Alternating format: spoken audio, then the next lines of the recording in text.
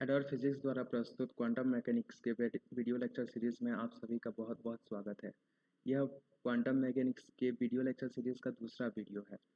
इससे पहले एक वीडियो में हम लोग क्वांटम मैकेनिक्स के कुछ इंट्रोडक्टरी पार्ट के बारे में डिस्कस कर चुके हैं। आज हम लोग क्वांटम मैकेनिक्स के पोस्टुलेट के बारे में डिस्कस करेंगे।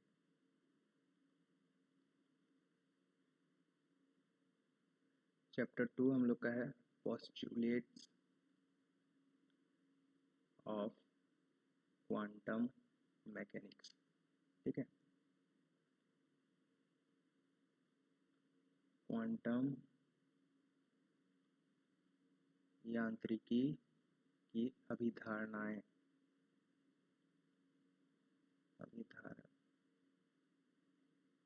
ठीक है, ये जो है एक बहुत ही इम्पोर्टेंट लेक्चर होने वाला है, क्योंकि ये जो पोस्टुलेट ऑफ क्वांटम मैकेनिक्स होते हैं इसी पे जो है पूरा क्वांटम मैकेनिक्स आधारित होता है। जनरली 5 पोस्टुलेट के बारे में कहा जाता है। ठीक है, हम लोग पढ़ते हैं तो ये जो 5 पोस्टुलेट होते हैं ये क्वांटम मैकेनिक्स का आधार है, क्वांटम मैकेनिक्स का बेस होते हैं। उसमें से सबसे पहला जो पोस्टुलेट आता है हम लोग का वो है concept of wave function. Concept of wave function. ठीक है, तरंग फलन की अभिधारणा। तरंग फलन की अभिधारणा।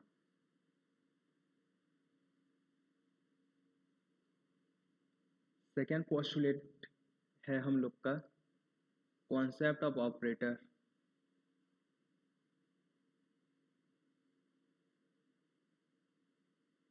ऑपरेटर या संकारक की अभिधारणा।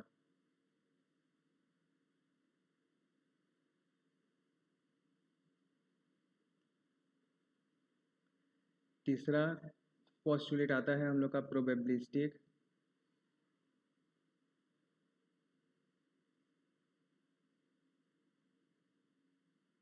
Measurement. Probabilistic measurement and expectation value. Expectation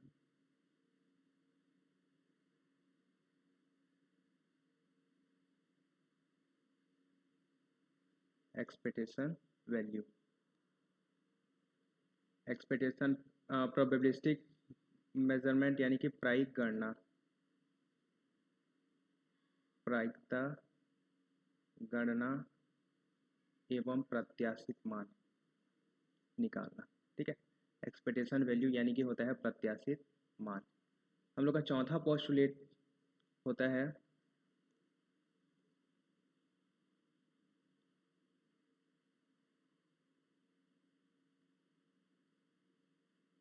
गणना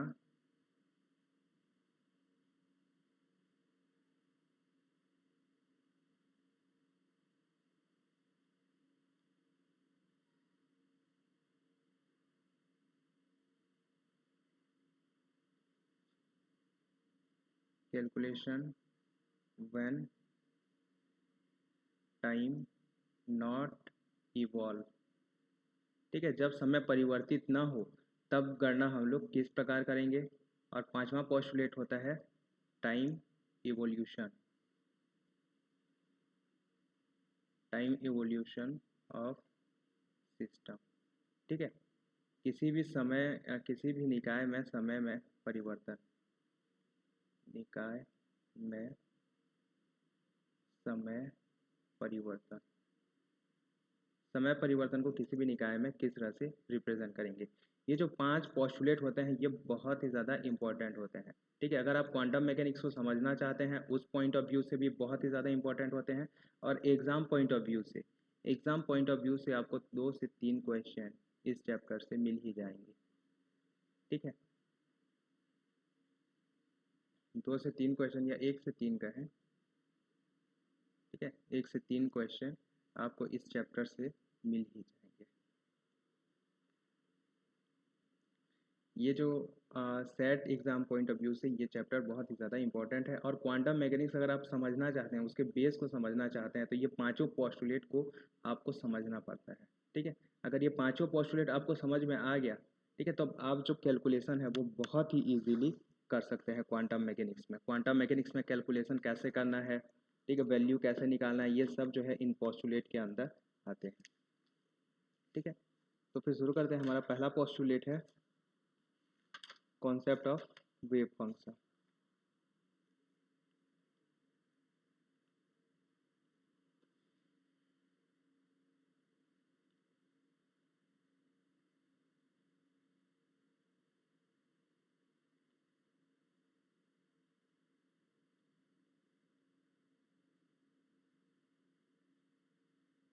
तरंग फलन की अभिधारणा। इससे पहले की क्लास में हम लोगों ने देखा था कि एक गतिशील द्रव्य जो होता है, ठीक है, एक गतिशील कण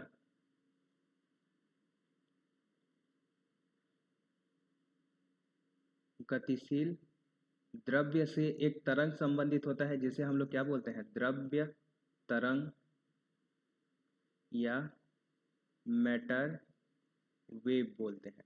ठीक है, और इस मैटर वेव, ये जो मैटर वेव होता है वो क्या होता है, एक वेव ना होकर ये क्या होता है, वेव पैकेट होता है। ठीक है, एक वेव पैकेट या तरंग पैकेट होता है। ठीक है, ये द्रव्य तरंग जो होता है ये क्या होता है, एक वेव पैकेट होता है। ये पिछली क्लास में हम लोगों ने पढ़ा।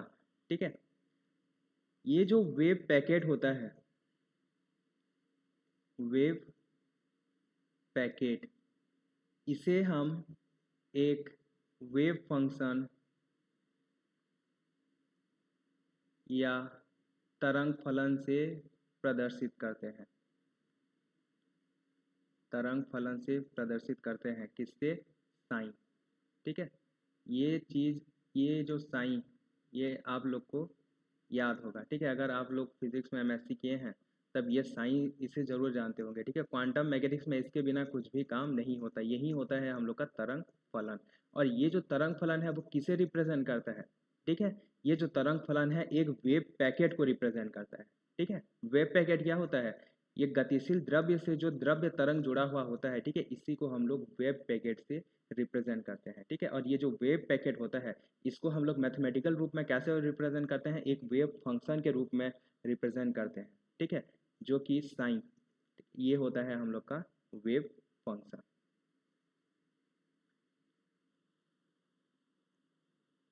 यहाँ पे जो फलन साइन होता है, ठीक है, ये फलन साइन किस किस का फलन होता है, स्पेस और टाइम कोऑर्डिनेट का फलन होता है।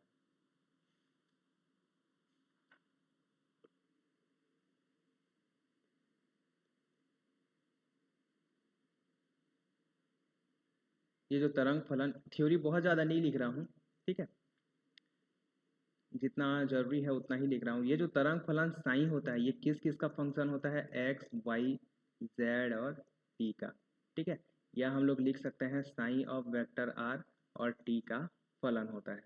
ठीक है, वेव फंक्शन में जो है वो स्पेस कोऑर्डिनेट होंगे और टाइम कोऑर्डिनेट हो गए, अगर हम लोग एक नॉर्मल वेव फंक्शन की बात करें तब।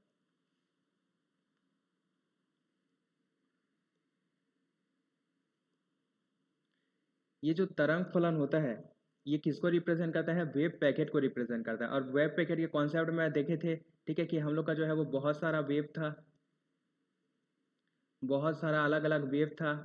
ठीक है, अलग अलग टाइप का वेव था, और ये सभी वेव जो है सुपर पोजिशन करके, ठीक है, अध्यारोपित होके क्या बनाते थे, एक जो है वो तरंग पैकेट इस टाइप से बनाते थे।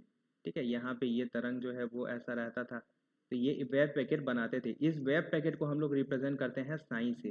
ठीक है, और यहाँ पे ये जो अवयवी हैं इसको हम लोग साइन वन, साइन टू और साइन थ्री से रिप्रेजेंट करते थे। ठीक है, तो ये जो वेव फंक्शन साइन होता है ये बहुत ही इंपॉर्टेंट कॉन्सेप्ट है। ठीक है, ये सभी जो अवयवी तरंग होते हैं उनका सुपरपोजिशन होता है। ठीक है, ये याद रखेंगे कि जो वेव फंक्शन साइन होता है, ठीक है, ये क्या होता है, sine one plus sign 2 plus sign 3, ठीक है। इस टाइप से ये जो है आगे बढ़ते जाएगा जितने भी टर्म रहेंगे। अब यहाँ पे इसके साथ हम लोग क्या करते हैं, कोफिशिएंट का मल्टीप्लाई कर देते हैं, C1 C2 C3, ठीक है। तो जो वेव फंक्शन साइन होता है उसे हम लोग कैसे लिखते हैं, C1 sin 1x, C2 sin 2x, C3 sin 3x। कभी कभी इसी नोटेशन को हम लोग कैसे लिखते हैं, C1 phi 1, ये साइन 1 की जगह phi 1 यूज़ किया जाता है और साइन 1 जो है वो वेव फंक्शन के लिए यूज़ किया जाता है। C2 phi 2, C3 phi 3, मतलब वही है, ठीक है। यहाँ पे साइन 1 साइन 2 रहे या साइन 3 क्या बोलते हैं ये मतलब फाई रहे या साई रहे, मतलब वही है, ठीक है। ये जो है अवयवी तरंग, इसको जो है वो रिप्रेजेंट कर रहा है, ठीक है। ये हम लोग का phi 1 हो जाएगा, ये हम लोग का phi 2 हो जाएगा, ये हम लोग का phi 3 हो जाएगा। ये जो है तरंग की एक, ये जो वेव पैकेट के अंदर तरंग की अलग अलग अवस्थाएं हैं, ठीक है। इसे जो है ये रिप्रेजेंट करेगा। ये साई हो गया, ठीक है। ये अवयवी फलन, तो मेरे ख्याल से आपको ये नोटेशन का मतलब समझ में आ गया होगा। ये तरंग, ये जो है वेव पैकेट को रिप्रेजेंट कर रहा है और ये जो है अवयवी तरंगों को रिप्रेजेंट कर रहा है, ठीक है। इसे और क्या लिख सकते हैं हम लोग, इसे लिखते हैं summation of I C I phi I, ठीक है। इस टाइप से भी इसे लिखा जाता है। ये नोटेशन आपको समझ में आ गया, क्योंकि ये नोटेशन का ही यूज़ करेंगे, बार बार इसी नोटेशन का हम लोग यूज़ करेंगे। तो ये होता है हम लोग का तरंग फलन, ठीक है। तरंग फलन में किसी कोई भी जो सिस्टम है, ठीक है, किसी सिस्टम की जो है वो सभी जानकारियां तरंग फलन के अंदर होती हैं।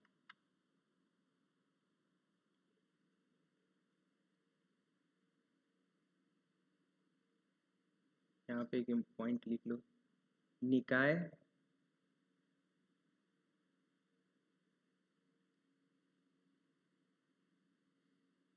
निकाय के संपूर्ण गुण तरंग फलन साइन में समाहित होते हैं, ठीक है।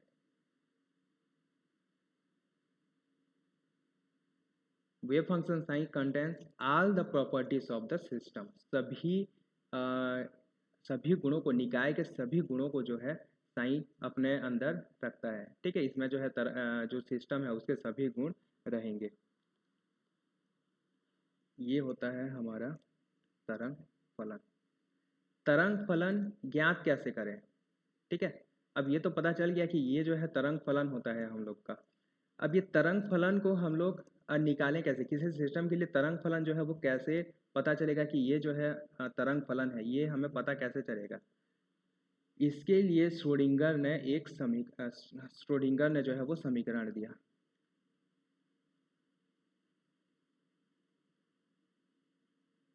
श्रोडिंगर ने जो है वो समीकरण दिया, ठीक है, श्रोडिंगर इक्वेशन।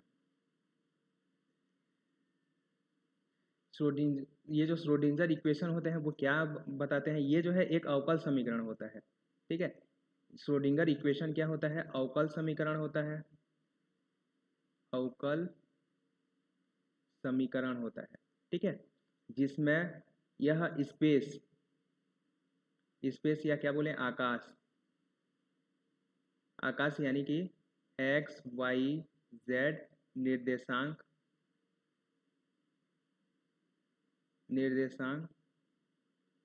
के लिए द्वितीय घात का, इसका मतलब आगे बता रहा हूँ, ठीक है। द्वितीय घात मतलब जानते हो, ठीक है, हाईएस्ट ऑर्डर द्वितीय घात का होगा, सॉरी द्वितीय कोटि का, घात नहीं कोटि का, द्वितीय कोटि का होगा, ठीक है। सेकेंड ऑर्डर आकाश के लिए, ठीक है, स्पेस के लिए, स्पेस कोऑर्डिनेट में ये जो है वो द्वितीय कोटि का होगा। और समय, ठीक है, टाइम कोऑर्डिनेट के लिए, टी निर्देशांक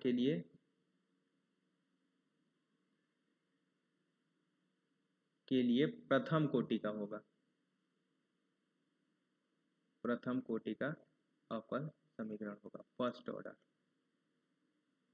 ये होता है हमारा अब ये जो समीकरण है इसे हल करेंगे, श्रोडिंगर समीकरण को जब हम लोग हल करेंगे तब हमें क्या मिलेगा, श्रोडिंगर समीकरण का जो हल होता है उससे हमें मिलता है वेव फंक्शन।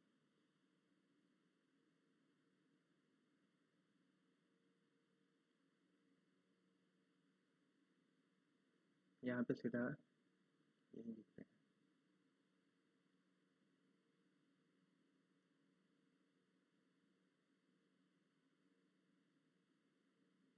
Schrodinger equation.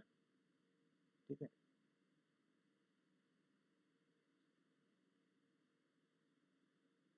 समीकरण, श्रोडिंगर इक्वेशन जो होते हैं वो दो तरह के होते हैं।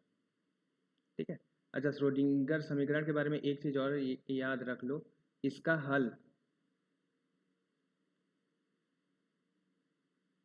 इसका हल तरंग फलन, ठीक है, तरंग फलन या वेव फंक्शन होता है। ठीक है, ये समीकरण को हम लोग हल करेंगे और इससे जो फलन मिलेगा वही हम लोग का क्या होगा, तरंग फलन होगा। जो श्रोडिंगर इक्वेशन होते हैं वो दो तरह के होते हैं। ठीक है, ये सब नाम ऐसा नहीं है कि आप लोग पहली बार सुन रहे हैं, इसलिए इसमें ना मैं बहुत ज़्यादा डिटेल में नहीं जाऊँगा। ठीक है, टाइम इंडिपेंडेंट श्रोडिंगर समीकरण होता है, टाइम इंडिपेंडेंट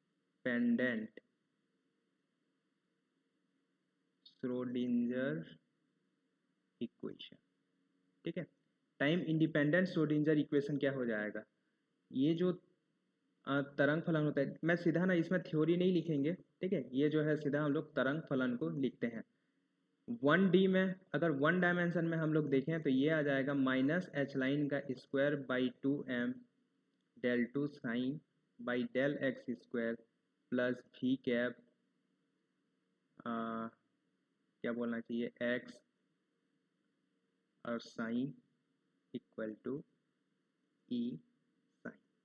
ठीक है, अच्छा टाइम इंडिपेंडेंट हम लोग कैसे जानेंगे, यहाँ पे जो पोटेंशियल है, देखो तरंग फलन देख के नहीं बताना है, तरंग फलन में टाइम कोऑर्डिनेट हो भी सकता है, मतलब टाइम कोऑर्डिनेट हो भी सकता है। ठीक है, लेकिन हम लोग को क्या देखना है, पोटेंशियल देखना है। अगर पोटेंशियल सिर्फ और सिर्फ पोजीशन का फलन है, एक्स वाई जेड का फलन है, ठीक है, और इसमें टाइम कोऑर्डिनेट नहीं है पोटेंशियल में, ठीक है, यहाँ पे ये भी लिख दो, रेड कलर में लिख देता हूँ, if v equal to v cap is not equal to, ठीक है, v कैप मतलब एक्स वाई जेड और टी, ये टी पे जो है वो डिपेंड नहीं करना चाहिए। ठीक है, अगर ये टी पे डिपेंड ना करे और सिर्फ किसका फलन हो, पोजीशन का फलन हो, तब ये तरंग समीकरण को हम लोग इस टाइप से लिखते हैं। और ये जो तरंग समीकरण होता है इसे हम लोग बोलते हैं time independent. Actually time independent क्या होता है, टाइम इंडिपेंडेंट जो है वो ये पोटेंशियल होता है। देखो क्वांटम मैकेनिक्स में ना पोटेंशियल सबसे इंपॉर्टेंट है। ठीक है, क्या फोर्स लग रहा है ये तो हम लोग बाद में देखते हैं, पहले ये देखते हैं कि पोटेंशियल, पोटेंशियल से ही रिलेटेड फोर्स होता है। ठीक है, तो पोटेंशियल जो है वो बहुत ही इंपॉर्टेंट है। आगे हम लोग देखेंगे कि पोटेंशियल के अकॉर्डिंग जो है अलग अलग सिस्टम को हम लोग डिवाइड करते हैं। ये पोटेंशियल टर्म बहुत ही इंपॉर्टेंट होता है। अगर पोटेंशियल टाइम पे डिपेंडेंट नहीं है तब हम लोग टाइम इंडिपेंडेंट श्रोडिंगर इक्वेशन पढ़ेंगे और मोस्ट ऑफ द केस आपको यही मिलेगा। ठीक है, टाइम इंडिपेंडेंट श्रोडिंगर इक्वेशन। इसी को अगर ये जो टर्म है इसको हम लोग इधर पक्षांतर कर दें, ठीक है, इसी को दूसरे टर्म में कैसे लिखा जाता है, देखो del two psi upon del x square plus ये इधर जाएगा। ठीक है, यहाँ पे पक्षांतर करेंगे तो ये 2m ई ऊपर आ जाएगा और नीचे एच लाइन स्क्वायर और ये माइनस में, अब इसे इधर पक्षांतर करेंगे तो ये प्लस हो जाएगा। ठीक है, तो ये क्या आता है, देखो ये इस टाइप से आपको मोस्ट ऑफ द केस इस टाइप से देखने को मिलेगा, 2m by H line square E minus V psi equal to 0। ये जो है ये एक्सप्रेशन आप लोग याद रखेंगे। ठीक है, del two psi by del x square plus 2m upon H line square E minus V psi equal to 0, ये होता है हमारा श्रोडिंगर इक्वेशन। अगर 3D में देखें तब यहाँ पे जो है ये del two psi by del x square plus del two psi by del y square plus del two psi by del z square आ जाएगा। और तीनों को जो है हम लोग लाप्लासियन ऑपरेटर के टर्म में लिखते हैं। ठीक है, तो ये क्या आ जाएगा, इसके लिए डायरेक्ट लिख दे रहा हूँ। ठीक है, चलो दोनों के लिए लिख देता हूँ। Minus H line square by 2m del two psi plus V X psi equal to E psi. ठीक है, ये होता है हम लोग का श्रोडिंगर इक्वेशन। या इसे किस टर्म में लिख सकते हैं, del two psi plus 2m upon H line square E minus V psi equal to 0। ये दोनों समीकरण याद रखेंगे। इन दोनों समीकरणों का हम लोग बहुत ही ज़्यादा यूज़ करने वाले हैं। ठीक है, कल के क्लासेस में जब पोटेंशियल के बारे में पढ़ेंगे तब सभी के लिए जो है, सभी सिस्टम के लिए जो है वो श्रोडिंगर इक्वेशन लिखेंगे। और क्या होता है कि श्रोडिंगर इक्वेशन से जो है वो डायरेक्ट क्वेश्चन पूछता है, आपको ये पूछेगा कि इस सिस्टम के लिए जो है वो श्रोडिंगर इक्वेशन लिखो। तो ये दो समीकरण जो है आपको याद होने चाहिए। क्यों? क्योंकि देखो, क्वांटम मैकेनिक्स का सबसे बेसिक जो चीज़ है वो है वेव फंक्शन। और वेव फंक्शन हमें कहाँ से मिलता है, ये श्रोडिंगर इक्वेशन को सॉल्व करने से हमें वेव फंक्शन मिलता है। ठीक है, तो इसीलिए ये श्रोडिंगर इक्वेशन जो है वो बहुत ही महत्वपूर्ण है। इसके बाद आता है time dependent Schrodinger equation. Time dependent Schrodinger equation. अब ये टाइम डिपेंडेंट श्रोडिंगर इक्वेशन क्या होता है, यहाँ पे जो पोटेंशियल होगा, ठीक है, भी, ये जो पोटेंशियल है भी कैप, ये किस किस का फलन होगा, एक्स वाई जेड और टी का फलन होगा। ठीक है, ये जो पोटेंशियल है अब टी पे भी जो है वो डिपेंड करेगा। इस केस में हम लोग का श्रोडिंगर इक्वेशन क्या हो जाएगा,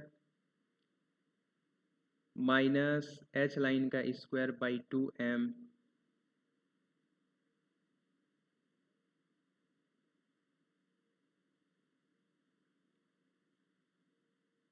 del two psi by del x square plus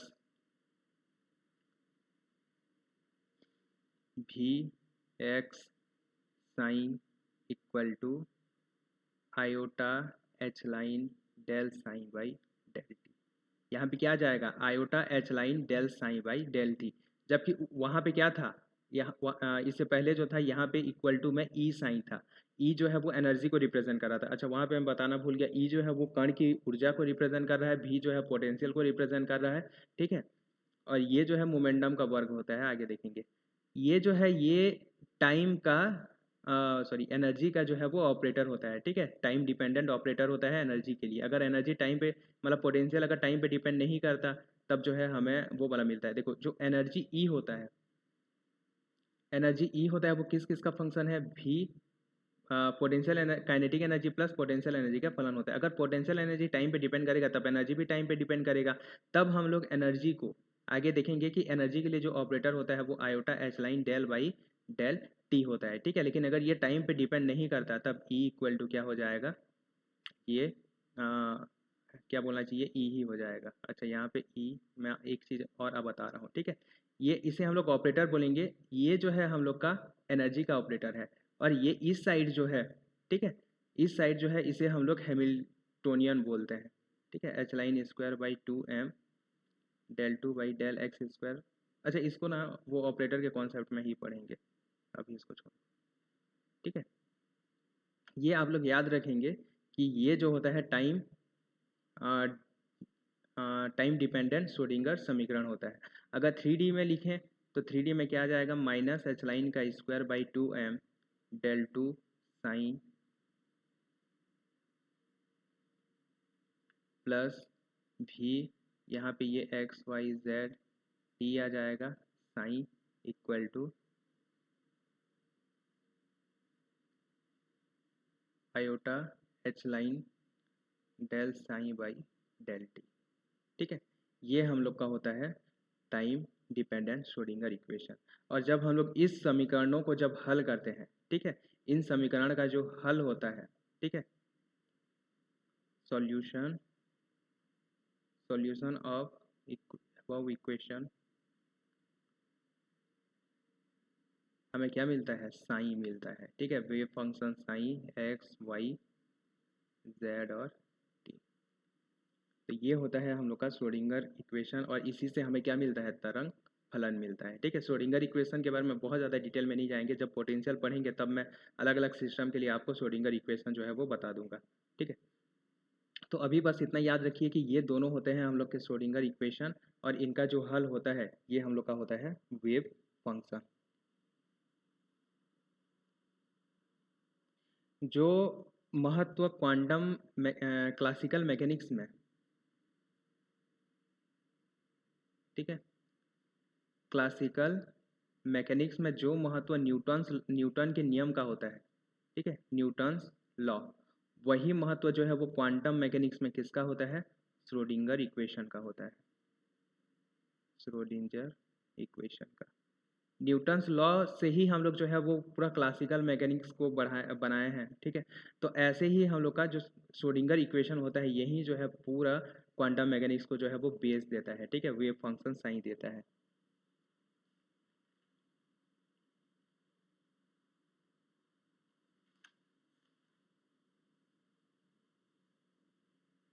तो ये होता है हम लोग का वेव फंक्शन। इसके बाद वेव फंक्शन के कुछ महत्वपूर्ण गुणों के बारे में देखते हैं। ठीक है, ऐसे कोई भी फलन जो है वो वेव फंक्शन नहीं होता। ठीक है, वेव फंक्शन के कुछ महत्वपूर्ण गुण होते हैं, उन गुणों को सेटिस्फाई अगर वो करता है, ठीक है, तभी उसे हम लोग क्या बोलेंगे, वेव फंक्शन बोलेंगे। तो वेव फंक्शन में क्या क्या गुण होने चाहिए ये देख लेते हैं।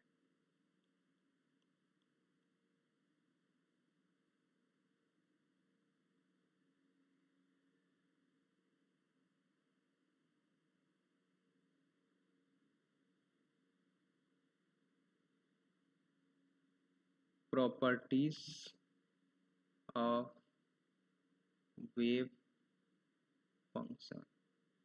ठीक है, वेव फंक्शंस के गुण, वेव फंक्शन कैसे होने चाहिए, या फिर इसे हम लोग क्या बोलते हैं, एक्सेप्टेबल वेव फंक्शन। एक्सेप्टेबल या एडमिसिबल भी बोलते हैं, एडमिसिबल या well behaved, well behaved wave function में क्या क्या गुण होने चाहिए। ठीक है, यहाँ पे देखो, सबसे पहला गुण जो वेव फंक्शन में होना चाहिए, wave function must be finite. तरंग फलन परिमित होना चाहिए। ठीक है, परिमित या फाइनाइट।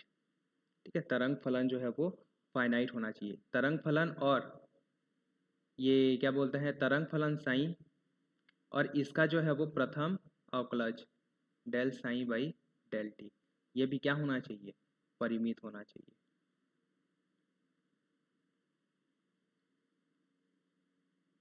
सेकेंड प्रॉपर्टी, साइन सतत होना चाहिए। पूरा नहीं लिख रहा हूँ, ठीक है, आप समझ आना, साइन जो है वो सतत होना चाहिए, क्या, कॉन्टिन्यूअस। यहाँ पे साइन और del psi by del t दोनों, del psi by del t, इसका जो है प्रथम अवकलज del psi by del x, del psi by del x जो है वो सतत होना चाहिए।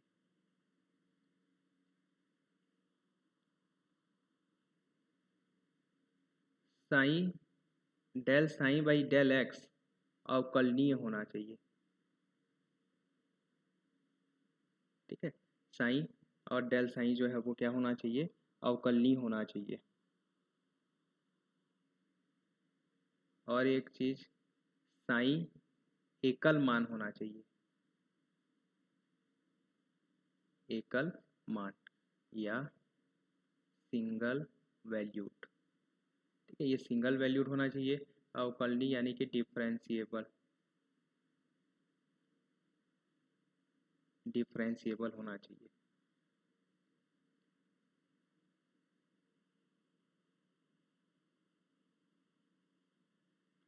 यहाँ पे मैं आप लोग को एक इम्पॉर्टेंट चीज़ बता दे रहा हूँ कि अगर तरंग फलन, अगर साइन ऑफ एक्स में क्या है, साइन का फंक्शन है, ठीक है, कॉस का फंक्शन है, या ई की पावर माइनस आयोटा कोई वैल्यू है, ठीक है, ई की पावर प्लस आयोटा में कोई वैल्यू है, ठीक है, तब ये सब जो होंगे ये हमेशा क्या होंगे, एक्सेप्टेबल होंगे।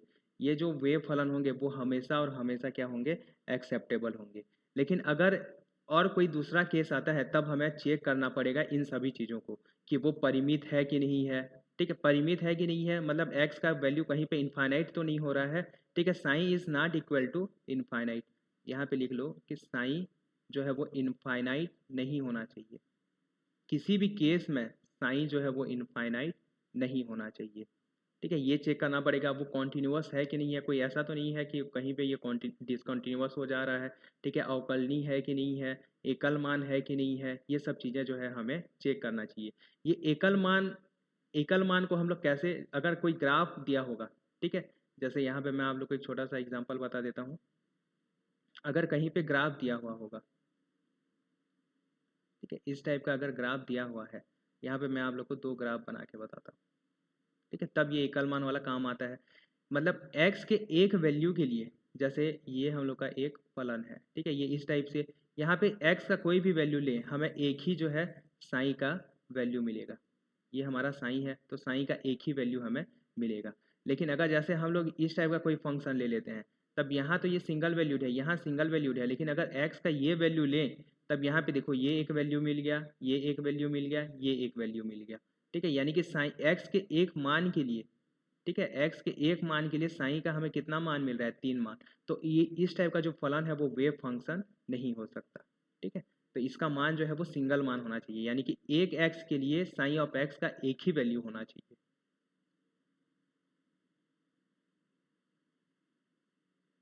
ये होता है हम लोग का तरंग फलन, तरंग फलन के कुछ गुण। यहाँ पे एक और कॉन्सेप्ट मैं आप लोग को बता देता हूँ, ठीक है। अगर ये फाइनाइट है तब भी दो केस होता है। अगर साइन साइन फाइनाइट है तब भी जो है वो दो केस होगा। पहला केस क्या है, साइन टेंस टू जीरो, जब हम लोग x का वैल्यू क्या लेते हैं, प्लस माइनस इनफाइनाइट ले रहे हैं, तब साइन अगर जीरो हो रहा है, ठीक है, तब इसे हम लोग बोलेंगे बाउंड स्टेट।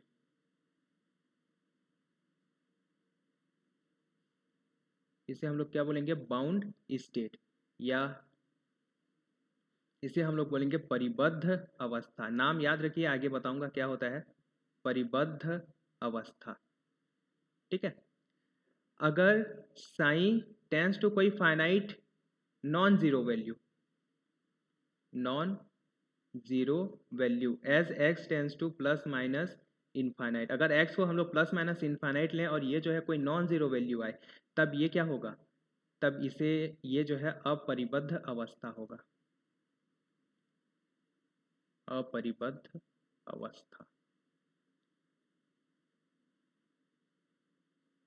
ठीक है। इन दोनों में थोड़ा सा डिफरेंस होता है, यहाँ पे जो है वेव फंक्शन हमें अलग अलग मिलेगा, आगे देखेंगे। ये बस इतना याद रखेंगे कि इसे हम लोग बोलते हैं परिबद्ध अवस्था और इसे बोलते हैं अपरिबद्ध अवस्था। अगर यहाँ पे कोई फाइनाइट नॉन जीरो वैल्यू आए तो इसे हम लोग अपरिबद्ध अवस्था बोलते हैं।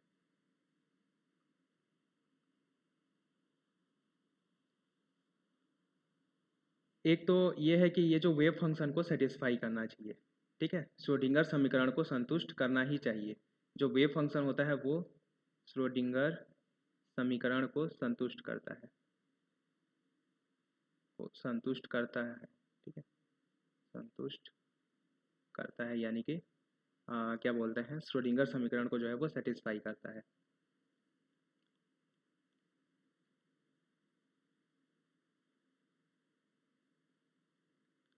आज के क्लास में सिर्फ थ्योरी होगा, कोई डायग्राम आप लोग को देखने को नहीं मिलेगा, क्योंकि ये सब जो है वो इमेजिनेशन है, ठीक है। इसका क्या बोलते हैं, यहाँ पे मैं आपको इसका रीज़न बता देता हूँ। जो वेव फंक्शन साइन होता है इसका कोई भी भौतिक अस्तित्व नहीं होता, ठीक है, भौतिक अस्तित्व नहीं होता है। इसका कोई भी भौतिक अस्तित्व नहीं होता है। ये क्या है? यह सिर्फ एक गणितीय फलन है। यह मात्र एक गणितीय फलन है।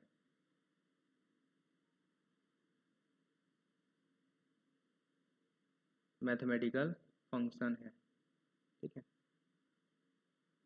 गणितीय फलन यानी कि प्योर मैथमेटिकल फंक्शन है ये। ठीक है, इसका कोई भी जो है वो भौतिक अस्तित्व, यह मात्र एक गणितीय फलन है, इसका कोई भी जो है वो भौतिक अस्तित्व नहीं होता। लेकिन मॉड साइन का स्क्वायर, इसका भौतिक अस्तित्व होता है। ठीक है, भौतिक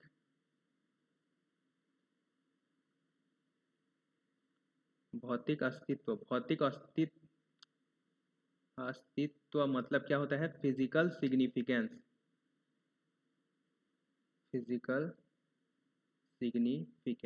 और हर वो फिजिकल क्वांटिटी जिसका मतलब हर वो क्वांटिटी जिसका फिजिकल सिग्निफिकेंस होता है, यानी कि उसका एक वेल डिफाइंड यूनिट भी होता है, उसका एक मात्रक होता है। साइन का कोई भी मात्रक नहीं होता। ठीक है, जो वेव फंक्शन साइन होता है इसका कोई भी मात्रक नहीं होता। लेकिन मॉड साइन का स्क्वायर जो है ये इसका भौतिक अस्तित्व होता है। ठीक है, और इसका एक वेल डिफाइंड मात्रक भी होता है। मात्रक बाद में देखेंगे, लेकिन ये क्या रिप्रेजेंट करता है? ये जो है कण का तरंग पैकेट या वेव पैकेट में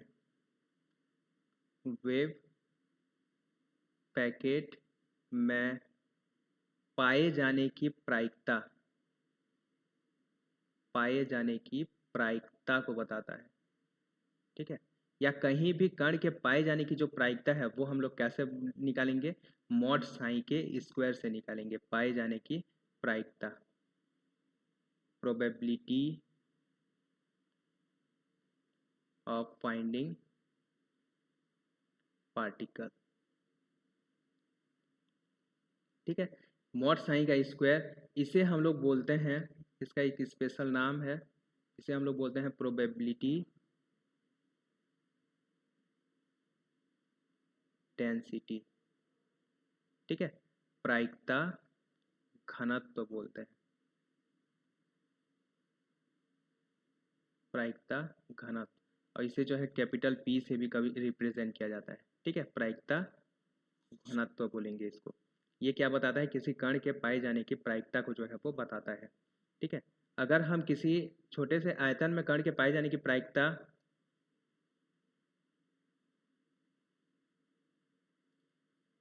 क्या हो गया?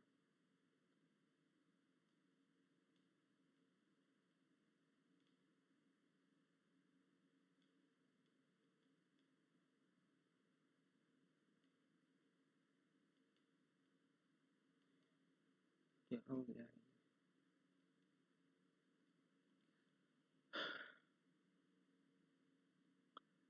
प्रायिकता घनत्व, यहाँ पे देखो, किसी आयतन dv equal to dx dy dz, या dv की जगह यहाँ पे हम लोग ज़्यादातर d टाउ यूज़ करेंगे। यहाँ पे जो कण के पाए जाने की जो प्रायिकता है वो क्या हो जाएगा?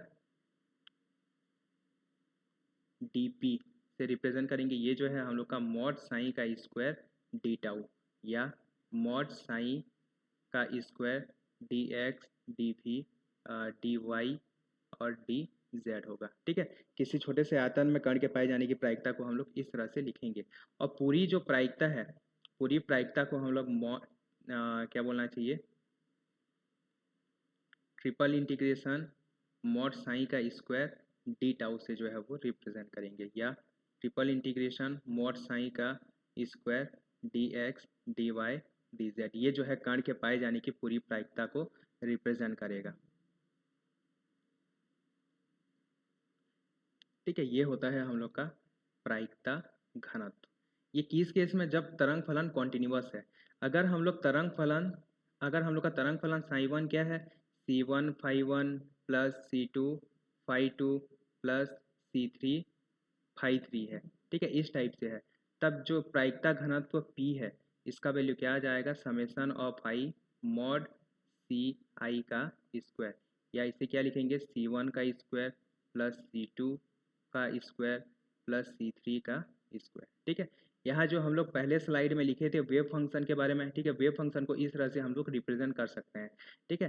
तब यहाँ पे ये जो कॉफिशिएंट C1 है इसका जो मॉड का स्क्वायर होता है, ठीक है, इसका जो मॉड वैल्यू का जो स्क्वायर होगा, यहाँ पे मॉड सी आई का वैल्यू क्या है, सी आई का कॉम्प्लेक्स कॉन्जुगेट इंटू सी आई, ये होता है, ठीक है। मॉड सी आई का जो स्क्वायर है इसका वैल्यू होता है सी आई के कॉम्प्लेक्स कॉन्जुगेट इंटू सी आई का स्क्वायर। तो यहाँ पे ये जो मॉड सी आई का स्क्वायर है, जैसे यहाँ पे सी वन का स्क्वायर, ये जो मॉड सी वन का स्क्वायर है वो क्या बताता है कि कण जो है, अब ये जो ये तरंग फलन है, ठीक है, ये तरंग फलन की अलग अलग अवस्था है, साई वन अवस्था, साई टू अवस्था, साई थ्री अवस्था। तो ये जो मॉड सी वन का स्क्वायर है ये क्या बताता है, साई वन में कण के पाए जाने की प्रायिकता। अब जो कण है वो साई वन में हो सकता है, या साई टू में हो सकता है, या साई थ्री में हो सकता है, ठीक है। एक टाइम में जो है उसका, अब देखो वो भले ही तरंगों का जो है वो समूह होता है, लेकिन एक समय में तो एक ही तरंग होगा ना, ठीक है, एक समय में एक ही तरंग होगा, भले ही वो समय के साथ जो है वो तरंग बदलते रहेगा, लेकिन एक समय में एक ही तरंग होगा। तो उस तरंग में पाए जाने की जो प्रायिकता है वो क्या होगा, मॉड सी वन का स्क्वायर। जो प्रायिकता पी है वो मॉड सी वन का स्क्वायर है, और जो कुल प्रायिकता है वो क्या आ जाएगा, मॉड सी वन का square plus mod C two का square plus mod C three का स्क्वायर, ये इस टाइप से ये आ जाएगा, ठीक है। तो यहाँ पे ये जो वेव फंक्शन के साथ ये कॉफिशिएंट रहता है ये बहुत इंपॉर्टेंट रहता है, ठीक है। ये क्या बताता है हमें, ये बताता है प्रायिकता, ठीक है। कण का किसी अवस्था साई वन में पाए जाने का जो प्रायिकता है ये मॉड जो है वो साई द्वारा व्यक्त किया जाता है, क्लियर है। तो ये वेव फंक्शन का एक बहुत ही महत्वपूर्ण गुण होता है। देखो वेव फंक्शन में ना सभी जानकारियां होती हैं, कण किस अवस्था में रहेगा, किस अवस्था में पाए जाने की प्रायिकता क्या होता है। मैं इसके लास्ट में ना आप लोग को एक रियलिस्टिक, मतलब हम लोग दैनिक जीवन में इस मतलब ये नियमों का, पोस्टुलेट ऑफ क्वांटम मैकेनिक्स का किस तरह से यूज करते हैं, ठीक है, इसके बारे में मैं आप लोग को एक अच्छा सा एग्जाम्पल दूंगा, ठीक है। ये बस अभी इतना याद रखिए कि ये जो φ1 होता है, ये जो C1 होता है वो φ1 में कण के पाए जाने की प्रायिकता को बताता है, ठीक है। और सभी प्रायिकताओं को ऐड कर देंगे तो कुल प्रायिकता जो है हमें मिल जाएगा। ये क्या होता है, टोटल प्रोबेबिलिटी, टोटल प्रोबेबिलिटी, ठीक है। यहाँ पे जैसे dp लिखे थे यहाँ पे φ1 के लिए लिखेंगे, ठीक है। यहाँ पे क्या आ जाएगा, जैसे यहाँ पे dp लिखे थे यहाँ पे क्या लिखेंगे, p1 लिखेंगे, ठीक है। p1 इक्वल टू क्या आ जाएगा, मॉड C1 का स्क्वायर, p2 क्या आ जाएगा, मॉड C2 का स्क्वायर आ जाएगा, और पूरी प्रायिकता p जो है ये इस टाइप से हम लोग लिखेंगे, ठीक है। देखो इसे हम लोग बोलते हैं सतत केस के लिए, यानी कि कॉन्टिन्यूअस। यहाँ पे जो है वेव फंक्शन हम लोग का क्या है, कॉन्टिन्यूअस है। और ये क्या है, डिस्क्रीट, यानी कि विविक्त। ये जो है विविक्त अवस्था के लिए है। इस टाइप से वेव फंक्शन को हम लोग इस टाइप से रिप्रेजेंट करेंगे, ठीक। तो ये होता है हम लोग का इसका फिजिकल इंटरप्रिटेशन।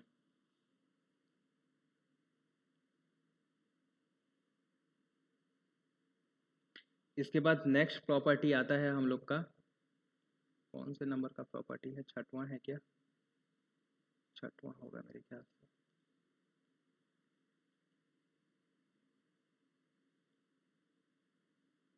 आर्थो नॉर्मेलाइजेशन, ठीक है। आर्थो नॉर्मलाइजेशन यानी कि आर्थोगोनल प्लस नॉर्मलाइजेशन। आर्थोगोनल यानी कि लांबिक, लांबिकता एवं प्रसामान्यिकता, ठीक है, जो भी होगा प्रसामान्यीकरण बोलते हैं इसको।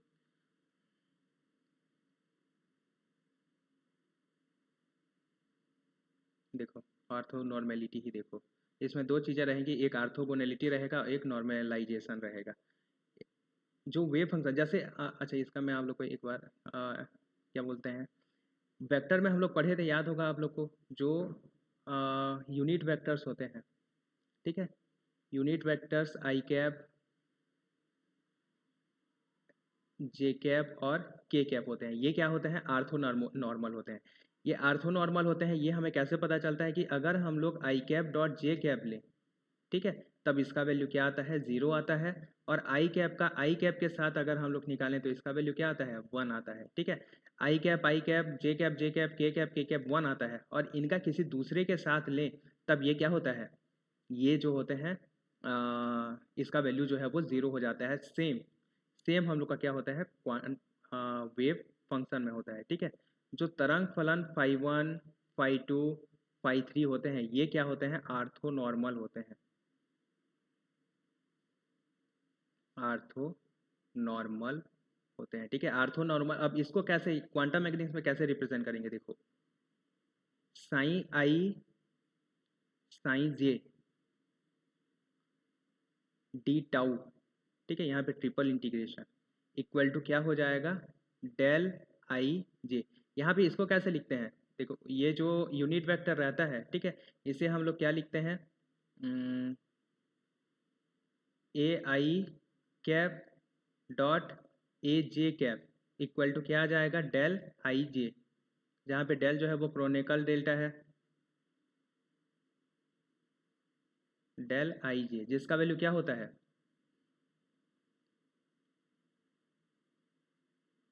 इसका वैल्यू जो है वो 1 होगा अगर i इक्वल टू जे, और इसका वैल्यू जो है वो 0 होगा अगर i is not equal to J. अगर अलग अलग हैं तो ये 0 हो जाएगा। इस टाइप से रिप्रेजेंट करते हैं। ठीक है, ये इसका मतलब ये दोनों इक्वल हैं तो 1 होगा, और इक्वल नहीं है तो 0 होगा। तो यही यहाँ पे जो है ये रिप्रेजेंट कर रहा है। इसका मतलब क्या है, इसका जो वैल्यू है, इसके दो वैल्यू पॉसिबल हैं। इसका वैल्यू 1 होगा। ठीक है, किस केस में, अगर phi I equal to phi J दोनों बराबर हैं तो 1 होगा, और दोनों बराबर नहीं है, phi I is not equal to phi J. ये बहुत ही इंपॉर्टेंट प्रॉपर्टी है, इससे हमारा कैलकुलेशन ना लगभग आधे से भी कम हो जाता है। ठीक है, आपको बस क्या कैलकुलेट करना है, फाई आई और फाई आई ही कैलकुलेट करना है। फाई आई फाई जे का जो वैल्यू है वो हमेशा क्या होगा, 0 होगा। ठीक है, यानी कि जैसे हम लोग वेक्टर में जैसे हम लोग के पास मान लेते हैं कि दो तरंग फलन है, साई वन इक्वल टू क्या है, सी वन फाई वन है। ठीक है, plus C two phi two है, और इस टाइप से ये हैं आगे। ठीक है, और हम लोग का एक तरंग फलन है साई टू, इसमें क्या है, बी वन फाई वन है और बी टू फाई टू है। इसे आप लोग यूनिट वेक्टर, अच्छा यहाँ पे मैं डिराक नोटेशन में लिख दिया, अभी डिराक नोटेशन नहीं पढ़े, ऐसे लिखो इसको, ये देखो, ये इस टाइप से। अगर इन दोनों का हम लोग को क्या करना है, मल्टीप्लिकेशन करना है, sign star sine one star और साइन टू अगर निकालना है तब क्या करेंगे, इसके बस फाइव वन के फाइव वन कंपोनेंट के साथ गुणा कर देंगे, फाइव टू का फाइव टू कंपोनेंट के साथ गुणा कर देंगे। क्यों, क्योंकि ये जो फाइव वन और फाइव टू का जो गुणा होगा वो क्या हो जाएगा, वो 0 हो जाएगा। ठीक है, इसीलिए इसका गुणा नहीं करना पड़ेगा हम लोग को। फाइव वन जो है वो सिर्फ फाइव वन के साथ गुणा होगा, तो C one star B one आ जाएगा, plus C two star B two आ जाएगा, plus C three complex conjugate है ये, ठीक है, बी थ्री आ जाएगा। ठीक है, तो हम लोग का कैलकुलेशन कितना आधा हो, जैसे हम लोग वेक्टर में आई कैप के साथ गुणा करते थे, जे कैप के साथ गुणा करते थे, सेम ऐसे ही हम लोग को क्या करना है, यहाँ पे गुणा करना है। ठीक है, ये होता है हम लोग का। अच्छा, यहाँ पे ना मैं एक चीज़ आप लोग को और बता देता हूँ, यहाँ पे एक चीज़ छूट गया। देखो, कुल प्रायिकता हमेशा कितनी होती है, कुल प्रायिकता जो है वो हमेशा 1 होती है। ठीक है, तो इसका वैल्यू भी क्या आना चाहिए, 1 होना चाहिए। ये भी कुल प्रायिकता को रिप्रेजेंट कर रहा है, तो इसका वैल्यू भी क्या आना चाहिए, 1 आना चाहिए। ठीक है, कुल प्रायिकता जो है वो 1 होती है, तो यहाँ पे 1 आना चाहिए। यहाँ पे 1 आना चाहिए, क्यों बोल रहा हूँ, क्योंकि यहाँ पे ना हम लोग एक और कॉन्सेप्ट के बारे में पढ़ने वाले हैं। क्योंकि ये कुल प्रायिकता को रिप्रेजेंट कर रहा है तो इसका वैल्यू 1 आना चाहिए, लेकिन हमेशा नहीं आता 1, ये देखेंगे हम लोग। तो ये साई वन साई टू हो गया। ठीक है, इस टाइप से जो है वो वैल्यू निकालेंगे। अगर psi one star psi one का वैल्यू कैसे निकालेंगे, देखो। अच्छा, इसका ये जो है वेव फंक्शन का हम लोग का वैल्यू होता है। ठीक है, यहाँ पे साई वन और साई टू दो अलग अलग वेव फंक्शन है, लेकिन इनके बेस जो है वो सेम है। ठीक है, इन दोनों का मल्टीप्लिकेशन 0 आएगा, जरूरी नहीं है, हो सकता है 0 आए, लेकिन जरूरी नहीं है कि ये 0 आएगा, इसका जो वैल्यू है ये आएगा। ठीक है, लेकिन इन दोनों का जो इसके तरंग फलन, जो अवयवी तरंग होंगे, ये वेव पैकेट को ही रिप्रेजेंट कर रहे हैं। ठीक है, लेकिन इसके जो अवयवी तरंग होंगे, इनका जो गुणनफल होगा ये क्या होगा, ये हमेशा एक दूसरे के साथ करेंगे तो 1 आएगा और बाकी के साथ करेंगे तो 0 आएगा। तो ये हम लोग का कैलकुलेशन बच जाता है, ठीक है। यहाँ पे कायदे से देखो, ये जो C1 और B1 आया है, ये कोफिशिएंट को हम लोग बस मल्टीप्लाई किए हैं, लेकिन एक्चुअली इसको हम लोग को कैलकुलेट कैसे करना था। C1 star phi 1 into C2 star phi 2, फिर इसका डी टाउ और इसका ट्रिपल इंटीग्रेशन करना था। लेकिन क्योंकि हम लोग जानते हैं कि ये जो है ऑर्थोनॉर्मल होते हैं, ठीक है, अगर आई का मल्टीप्लिकेशन करेंगे तो एक ही आएगा, ठीक है। यहाँ पे देखो, ये इसको हम लोग कैसे लिखेंगे, C1 C2 कॉमन निकल जाएगा, ठीक है। यहाँ पे फाई 1 और यहाँ पे फाई 2 डी टाउ बचेगा। अब यहाँ पे अगर ये दोनों इक्वल हैं तो इसका वैल्यू 1 होगा, इक्वल नहीं है तो इसका वैल्यू 0 होगा, ठीक है। तो ये हम लोग का कैलकुलेशन बहुत ही आसान कर देता है, ठीक है। देखो क्वांटम मैकेनिक्स में कैलकुलेशन, ये जो कैलकुलेशन करके हम लोग जो रिजल्ट लाते हैं ना, ये कैलकुलेशन बहुत डिफिकल्ट होता है लेकिन रिजल्ट बहुत इजी होता है, ठीक है। आगे देखेंगे, आगे जितने भी सिस्टम है, सिस्टम को बस हम लोग एक नंबर से, क्वांटम नंबर से ही रिप्रेजेंट करेंगे। बड़े बड़े वेव फंक्शन को सिर्फ एक नंबर से जो है वो रिप्रेजेंट करेंगे, ठीक है। आप लोग जानते ही होंगे एनर्जी के लिए जो आप लोग n यूज़ करते हो, ठीक है, ये एक क्वांटम नंबर होता है। l quantum number angular momentum के लिए यूज़ करते हो, स्पिन के लिए s बस क्वांटम नंबर से रिप्रेजेंट करते हैं, ठीक है।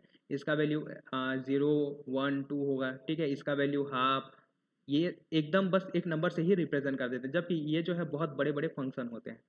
तो ये हम लोग का क्वांटम मैकेनिक्स का एक बहुत ही बड़ा बेनिफिट है। ये जो आर्थो नॉर्मेलिटी कंडीशन है, इसे आप लोग याद रखेंगे कि सेम फलन के साथ मल्टीप्लाई करेंगे तो 1 आएगा, दूसरे फलन के साथ मल्टीप्लाई करेंगे तो क्या आ जाएगा, 0 आ जाएगा, ठीक है। ये हम लोग का होता है आर्थो नॉर्मेलिटी कंडीशन। इसे हम लोग बोलते हैं, ये इक्वल टू आता है तो इसे हम लोग बोलते हैं नॉर्मलाइज्ड, ठीक है, प्रसामान्यीकृत। और प्रसामान्यीकृत, और ये जो होता है इसे हम लोग बोलते हैं आर्थोगोनल, ठीक है, लाम्बिक बोलते हैं अगर इक्वल टू 0 आ जाता है। जैसे वेक्टर के केस में भी आप लोग को याद होगा, vector A dot vector B अगर 0 हो तो इसे हम लोग लाम्बिक बोलते थे, सेम कॉन्सेप्ट है यहाँ पे, सेम, ठीक है। जो क्वांटम मैकेनिक्स है ना, वो कुछ भी नहीं है, सिर्फ और सिर्फ मैथमेटिकल फिजिक्स ही है, ठीक है। मैथमेटिक्स का एक बहुत ही अच्छा एप्लीकेशन है क्वांटम मैकेनिक्स, और उससे ज़्यादा कुछ भी नहीं है, ठीक है। बहुत ही ज़्यादा, मतलब बहुत ही बढ़िया एप्लीकेशन है। यहाँ पे प्रोबेबिलिटी थ्योरी, मैट्रिक्स और वेक्टर, इनके कॉन्सेप्ट का इतना अच्छे से यूज़ किया गया है, खासकर मैट्रिक्स और प्रोबेबिलिटी, इन दोनों के कॉन्सेप्ट का जो है बहुत ही अच्छे से यूज़ किया गया है। यहाँ पे मैं प्रसामान्यीकरण के बारे में एक थोड़ा सा आपको और बता देता हूँ, ठीक है।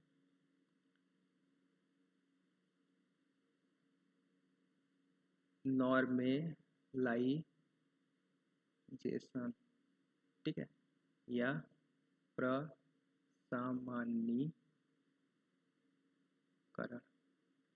नॉर्मलाइजेशन या प्रसामान्यीकरण क्या होता है? यदि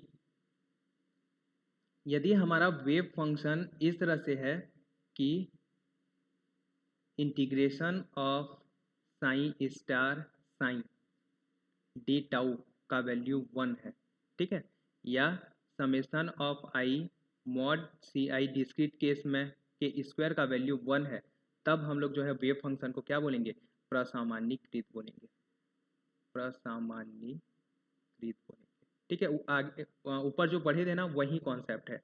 लेकिन कभी कभी क्या होता है कि कुछ केस ऐसे हम लोग को देखने को मिलते हैं कि mod psi star psi D tau का जो वैल्यू है इज नॉट इक्वल टू 1, ठीक है।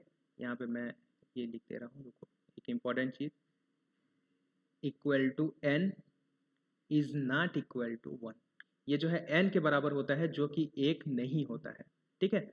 यहाँ पे अगर मैं ये लिखूँ, इस केस में मॉड साइन आई स्क्वायर का जो वैल्यू है, कोई संख्या n आता है जो कि 1 के बराबर नहीं है, इस केस में इसे हम लोग बोलेंगे प्रसामान्यीकृत,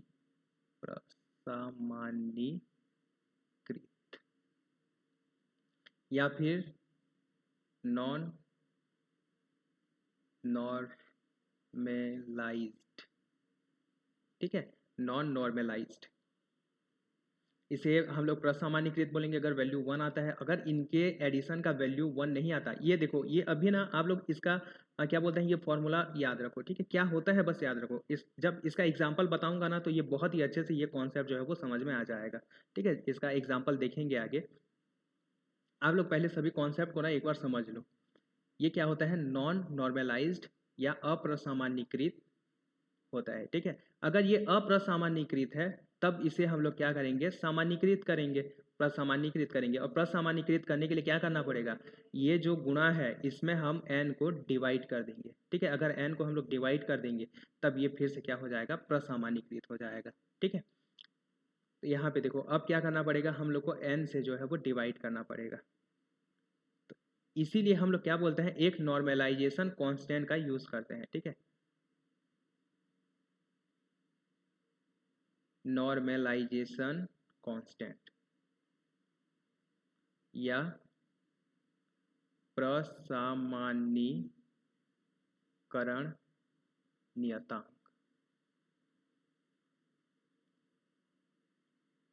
प्रसामान्यीकरण नियतांक क्या होता है, देखो a इक्वल टू होता है 1/√n या 1/√ ये जो पूरा इंटीग्रेशन वाला पार्ट, ठीक है, integration psi star psi D tau, इस टाइप से, ठीक है। ये क्या होता है हम लोग का नॉर्मलाइज, ये n के टर्म में याद रखेंगे, ठीक है। ये होता है हम लोग का प्रसामान्यीकरण नियतांक, प्रसामान्यीकरण नियतांक होता है, ठीक है।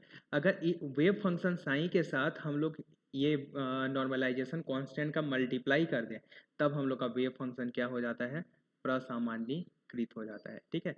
यानी कि अब जो वेव फंक्शन प्रसामान्यीकृत, ठीक है, ये सब सेकेंड केस के लिए है ना, पहले केस में हम लोग को कुछ मल्टीप्लाई नहीं करना है।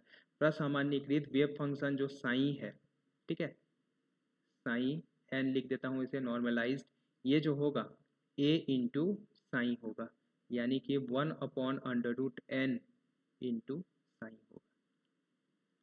क्लियर है ये, ठीक है। अब यहाँ पे देखो अगर इसका वैल्यू 1/√n साइन ले लें और यहाँ पे ये जो वैल्यू होता है रियल होता है, ठीक है। तो यहाँ पे ये क्या आ जाएगा, 1/√n आ जाएगा, यहाँ पे 1/√n आ जाएगा, √n क्या आ जाएगा, n आ जाएगा। यानी कि अब इसका वैल्यू क्या आ जाएगा, यहाँ पे इसका वैल्यू n आएगा और यहाँ पे बटे भी n आ गया तो n क्या आ जाएगा, 1 आ जाएगा। यानी ये जो वेव फंक्शन है हम लोग का क्या हो जाएगा, अब प्रसामान्यीकृत हो जाएगा। यहाँ पे मैं आप लोग को एक बार लिख दे रहा हूँ, ये इंपॉर्टेंट कॉन्सेप्ट है, ठीक है। साइन n का star psi n D tau, इसका वैल्यू क्या आ जाएगा, देखो इसका वैल्यू आ जाएगा साइन, यहाँ पे हम लोग का साइन स्टार अपॉन √n और यहाँ पे साइन अपॉन √n, क्योंकि यहाँ पे ये रखे हैं, ठीक है। ये साइन n का वैल्यू है 1/√n, ये डी टाउ।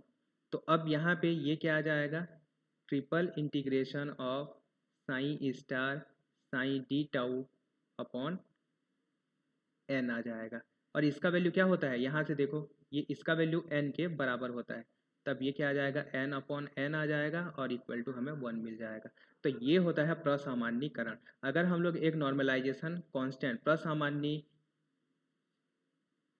नियतांक का क्या कर देते हैं, मल्टीप्लाई कर देते हैं वेव फंक्शन में, तब हमें जो है वो नॉर्मलाइज्ड वेव फंक्शन मिल जाता है, ठीक है। वेव फंक्शन का नॉर्मलाइज्ड होना जरूरी क्यों है, क्योंकि जब तक ये पूरा इसका वैल्यू 1 नहीं होगा ये प्रोबेबिलिटी को रिप्रेजेंट नहीं करेगा, ठीक है। हम लोग जानते हैं कि ये जो है प्रायिकता घनत्व को रिप्रेजेंट करता है, तो इसका जो इंटीग्रेशन है हमेशा 1 के बराबर ही आना चाहिए, तभी जो है ये प्रोबेबिलिटी को रिप्रेजेंट करेगा, ठीक है। तो इससे हमें क्या क्या पता चला, इससे हमें दो चीज़ें पता चली, ठीक है। यदि वेव फलन, यदि तरंग फलन प्रसामान्यीकृत है, प्रसामान्यीकृत है, तो ये किसको रिप्रेजेंट करेगा, प्रायिकता घनत्व को रिप्रेजेंट करेगा, ठीक है। अगर ये अप्रसामान्यीकृत नहीं है, कृत नहीं है, तो ये प्रायिकता घनत्व को रिप्रेजेंट नहीं करेगा, ठीक है। प्रायिकता घनत्व को रिप्रेजेंट नहीं करेगा। क्लियर है ये होता है हम लोग का नॉर्मलाइजेशन का कॉन्सेप्ट, ठीक है। तो ये वेव फंक्शन के बारे में जो है वो कुछ इम्पोर्टेंट चीज़ें थी। अच्छा, इसमें और भी कुछ प्रॉपर्टीज़ हैं, देख लेते हैं, ठीक है। वेव फंक्शन थोड़ा सा हम लोग का बहुत ही इम्पोर्टेंट कॉन्सेप्ट होता है। देखो इसमें विमाएँ, ठीक है, तरंग फलन की विमाएँ, तरंग फलन की विमाएं,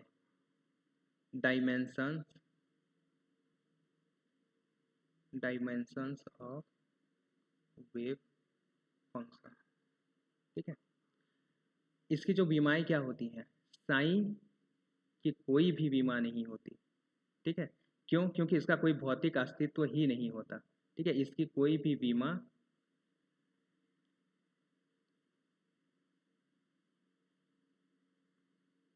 साइन की विमाएं नहीं होती हैं, याद रखेंगे। ठीक है, नहीं होती हैं, क्यों? क्योंकि इसका कोई भौतिक अस्तित्व ही नहीं है, ये कोई फिजिकल क्वांटिटी ही नहीं है। विमाएं उसी की होती हैं जो फिजिकल क्वांटिटी होता है, मात्रक उसी का होता है जो एक भौतिक राशि होता है। जो भौतिक राशि नहीं होता उसका मात्रक नहीं होता।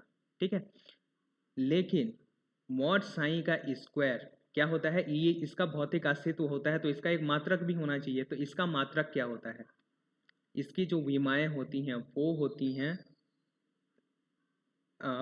लेंथ 1/लेंथ का क्यूब। ठीक है, या l की पावर -3। अच्छा, ये किस में है, 3 डायमेंशनल में है ना, 3D में, 3 डायमेंशन में त्रिविमी।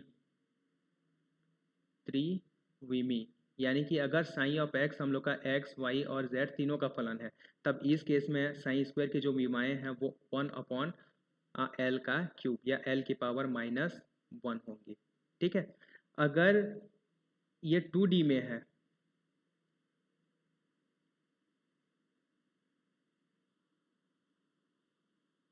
सॉरी ये l क्यूब नहीं होता, l ही होता है। ठीक है, साइन स्क्वायर का जो विमा होगा वो 1/l होगा। ठीक है, कहाँ पे, अच्छा यार ठीक लिखा था, ये क्या होगा, 3 होगा।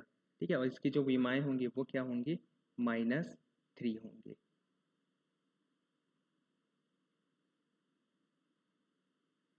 क्लियर है, -3 होंगी।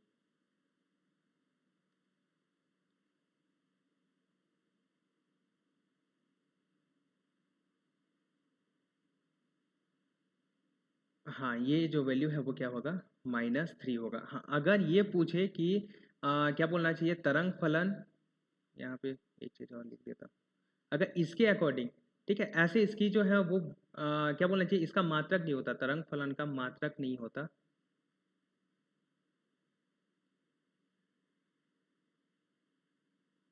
तरंग फलन का मात्रक नहीं होता। ठीक है, लेकिन इसकी विमाएं अगर पूछे तो यहाँ से मॉड साइन का जो विमा है वो क्या आ जाएगा, l की पावर -3/2, किसमें, 3D में। ठीक है, विमा पूछेगा तो इसका l की पावर -3/2 लिख देना, बाकी इसका कोई मात्रक नहीं, क्योंकि लेंथ का पावर 3/2 ये कोई मात्रक नहीं होता। ठीक है, विमाएं जो है हमेशा इसके पावर, इंटीजर पावर में जो है वो रहेंगी। इसके बाद आता है हम लोग का मॉड साइन का स्क्वायर की विमा किसमें, 2D में, ये हो जाएगा 2D में l स्क्वायर। ठीक है, या फिर इसे हम लोग क्या लिखेंगे, l की पावर -2, और मॉड साइन के लिए क्या आ जाएगा, l इनवर्स आ जाएगा। ठीक है, और मॉड साइन का स्क्वायर 1D में, 1 डायमेंशन या एक विमी में क्या आ जाएगा, l आ जाएगा, या l का इनवर्स आ जाएगा। और मॉड साइन के लिए क्या आ जाएगा, l की पावर -1/2, ये 1 डायमेंशन में। ठीक है, तो ये होता है हम लोग का तरंग फलन। इसमें एक चीज और है, लास्ट देख लो, equation of continuity.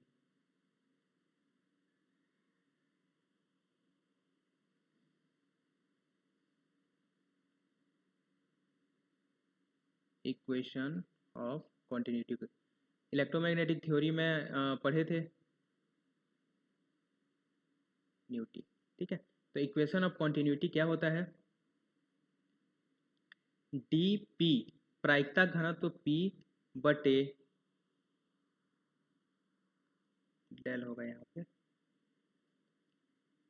Del P by del T plus divergence of vector S equal to 0। अगर आप लोग को याद हो तो इसी को हम लोग उसमें क्या पढ़े थे, del rho by del T plus del dot vector J current density, ये जो है आवेश घनत्व, आयतन आवेश घनत्व, इसका जो वैल्यू होता है वो 0 के बराबर होता है। तो सेम यहाँ पे ये है, ठीक है। यहाँ पे घनत्व की जगह में P है और ये धारा घनत्व की जगह में S है, ठीक है। यहाँ पे P क्या है? P हम लोग का है प्रायिकता घनत्व, अभी पढ़े थे, ठीक है, प्रायिकता घनत्व। और इसका वैल्यू क्या होता है? साई स्टार इंटू साई होता है, ठीक है। और उसके बाद आता है J, ये वेक्टर S, इसे हम लोग बोलते हैं प्रायिकता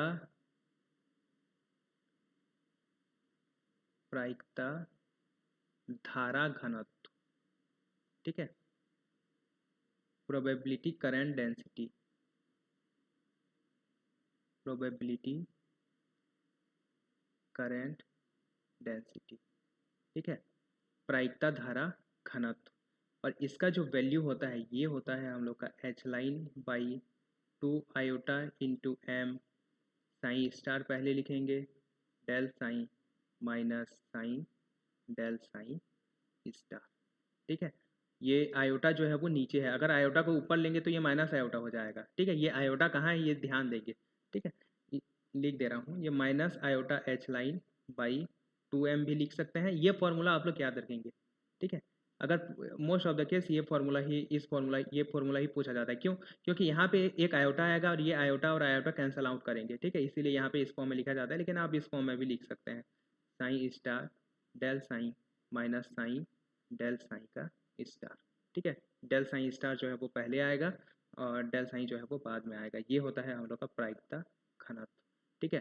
प्रोबेबिलिटी करंट डेंसिटी बोलते हैं इसको, ये प्रोबेबिलिटी डेंसिटी है, ठीक है, ये प्रोबेबिलिटी डेंसिटी है। और ये क्या है? प्रोबेबिलिटी करंट डेंसिटी है, ठीक है। और इन दोनों में क्या रिलेशन होता है? इन दोनों में ये रिलेशन होता है, ठीक है। और इसी को हम लोग क्या बोलते हैं? इक्वेशन ऑफ कॉन्टिन्यूटी बोलते हैं, ठीक है। तो ये था आप लोग का वेव फंक्शन। यहाँ पे जो है वेव फंक्शन से रिलेटेड सभी कॉन्सेप्ट जो है मैंने आप लोग को बता दिए।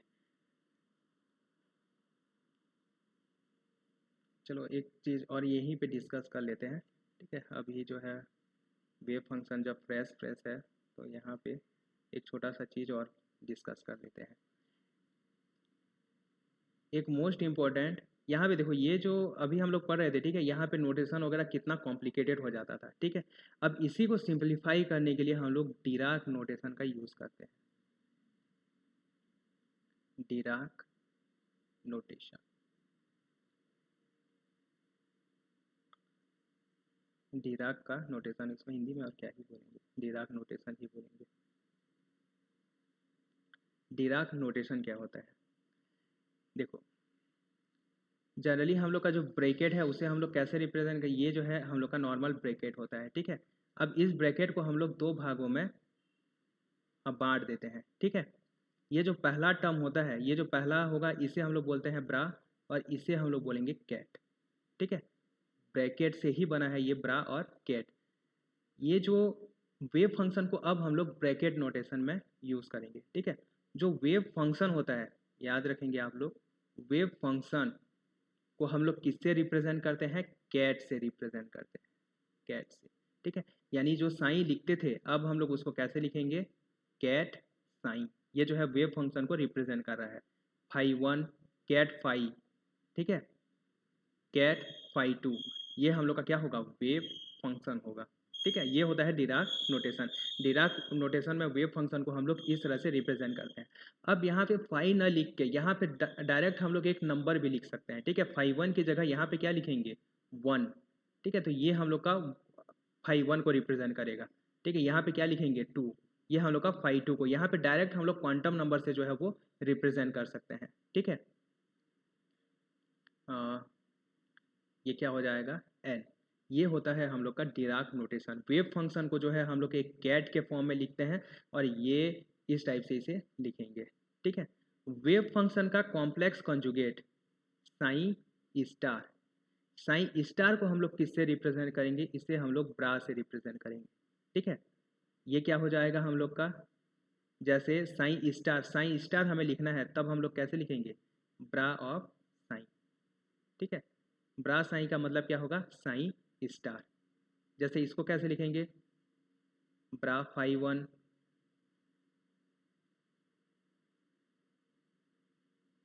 ब्रा फाई 2, ठीक है, ये ब्रा फाई 3 इस टाइप से। अब यहाँ पे इसको हम लोग नंबर के टर्म में भी लिख सकते हैं। ये क्या हो जाएगा हम लोग का 1, ये 2 और ये 3। क्लियर है? तो ये होता है हम लोग का डिराक नोटेशन, ठीक है। डिराक नोटेशन में जो तरंग फलन है उसे कैट के टर्म में रिप्रेजेंट करते हैं, ठीक है, और एक जो होता है इसे हम लोग ब्रा के टर्म में रिप्रेजेंट करते हैं।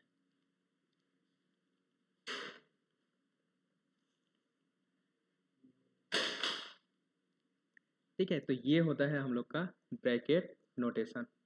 अब एक आता है स्केलर प्रोडक्ट। जैसे वहाँ पे हम लोग क्या लिखते थे, साइन स्टार साइन लिखते थे। अब इसको यहाँ पे कैसे लिखेंगे, यहाँ पे हम लोग साइन, इसका मतलब होता है साइन स्टार साइन होता है, ठीक है। जैसे वहाँ पे हम लोग, अच्छा यहाँ पे एक चीज़ मैं बता दे रहा हूँ, नॉर्मलाइजेशन कंडीशन को देख लेते हैं सीधा, और क्या एग्जांपल लेंगे, ठीक है। नॉर्मलाइजेशन कंडीशन क्या होता है, देखो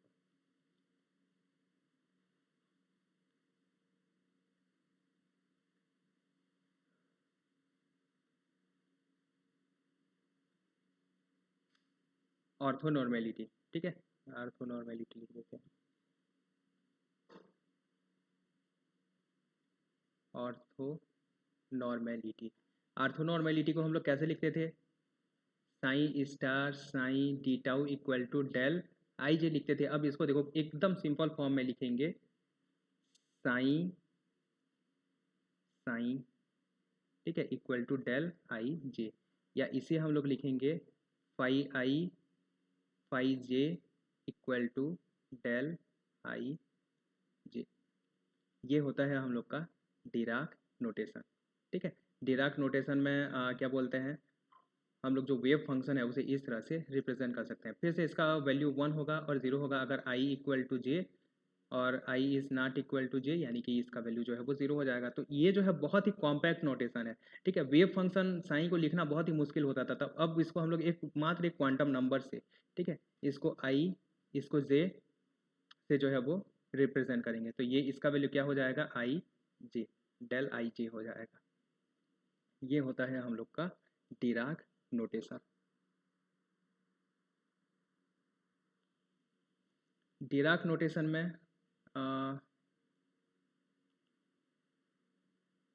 एक चीज़ और याद रखेंगे,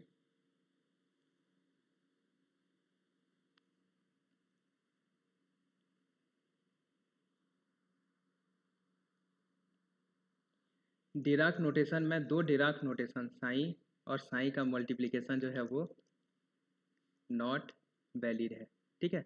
जबकि साइन और साइन जो है एक ऑपरेटर होता है, ठीक है। आगे देखेंगे ये ऑपरेटर क्या होता है। ये जो है वैलिड है लेकिन ये जो है वो वैलिड नहीं है, ठीक है।